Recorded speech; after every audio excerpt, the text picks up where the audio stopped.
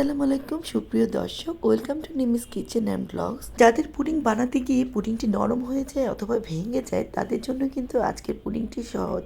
আর পাউরুটি আর ডিমের পুডিংটি কিন্তু অনেক সফট হয়, খেতেও অনেক ভালো লাগে। ছিদ্রে ছাড়া একদমই প্লেন এই পাউরুটির ডিমের পুডিংটি অবশ্যই শুরু থেকে শেষ পর্যন্ত দেখার অনুরোধ রইল।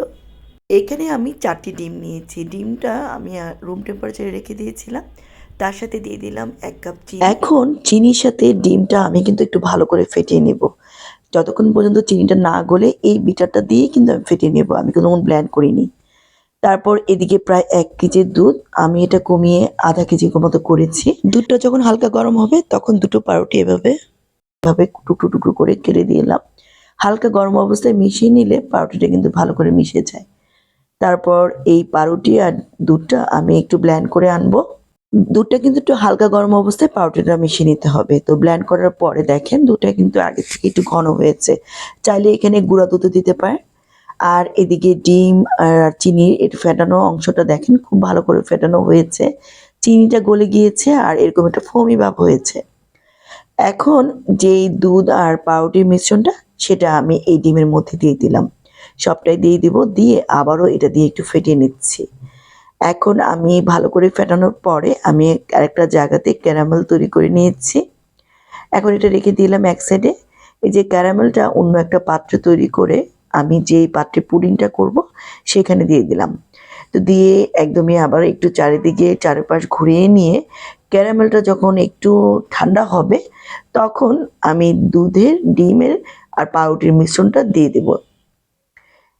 তারপর এটা এখন আমি পুডিং বানানোর জন্য একটা পাত্রের মধ্যে, বড় একটা পাত্রের মধ্যে আমি এক টিস্যু দিয়ে দিলাম নিচে, চাইলে কাপড়ও দিতে পারেন। তারপর আমি প্রথমে একটু পানি দিয়ে দিলাম, পরবর্তীতে লাগলে আর একটু পানি দিব। যখন পুডিংয়ের বাটিটা বসাবো এটার জন্য হাফ পরিমাণ পানি থাকে সেদিকে খেয়াল রাখবেন। তারপর একটা ঢাকনা দিয়ে দিলাম। এটা যেহেতু ঢাকনা নেই তাই আমি এমন একটা ঢাকনা দিয়েছি যেন এটা বাইরে থেকে পানি না পড়ে।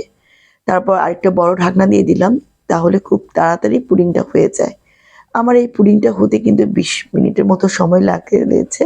আর মাঝখানে আরেকবার একটু পানি দিয়েছিলাম। আর একদম চুলার আঁচটা বাড়িয়ে রাখবেন না, মিডিয়ামে রেখে এটা হয়ে যায়। পাউরুটি ডিমের পুডিংটা কিন্তু হতে বেশি সময় লাগে না। আমার এটা কাঠি দিয়ে চেক করেছি, পুডিংটা কাঁচা নেই। এখন আমি ঠান্ডা করতে রেখে দিয়েছি। তারপর আমি ঠান্ডা হওয়ার পরে ফ্রিজে প্রায় 2 ঘন্টার মতো রেখেছি। এরপর ফ্রিজ থেকে বের করে চারিদিক দিয়ে একদম ধারালো একটা ছুরির সাহায্যে কেটে নিয়ে এরপরে উপর করে রাখার পরেই কিন্তু সুন্দরভাবে পুডিংটা নেমে আসছে। দেখতেই পাচ্ছেন পুডিংটা কত সুন্দরভাবে হয়ে গিয়েছে। পাউরুটি ডিমের পুডিংটা দেখতে যতটা সুন্দর হয়েছে খেতেও তেমনি টেস্টি হয়েছে। তবে যারা চিনি কম পছন্দ করেন তারা কিন্তু এখানে, যেহেতু পাউরুটিটা মিষ্টি তাই চিনির পরিমাণটা বুঝে শুনে দিবেন। এই যে দেখতে পাচ্ছেন একদমই ছিদ্রি ছাড়া সুন্দর একটি পাউরুটি তৈরি হয়ে গিয়েছে। এরকম মেজারমেন্ট ঠিক রেখে যদি আপনারা পুডিং তৈরি করেন আপনাদের পুডিংটাও এরকম সুন্দর হবে, পারফেক্ট হবে। আশা করি আজকের রেসিপিটি আপনাদের কাছে অনেক উপকার হয়েছে, ভালো লেগেছে। ভালো লাগলে আমার চ্যানেলটা সাবস্ক্রাইব করে রাখার জন্য অনুরোধ রইল।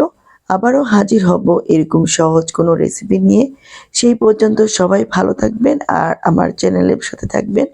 আর অবশ্যই কমেন্টে জানাবেন আমার রেসিপিটা কেমন লেগেছে। আবারও হাজির হব। আল্লাহ হাফেজ।